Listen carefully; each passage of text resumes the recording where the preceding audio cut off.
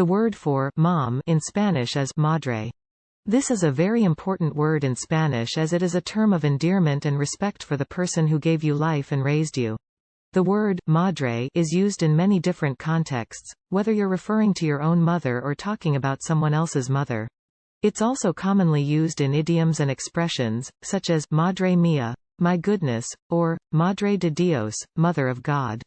If you want to be more specific when referring to your own mother, you can also use other terms of endearment such as mamá, mami, or madrecita.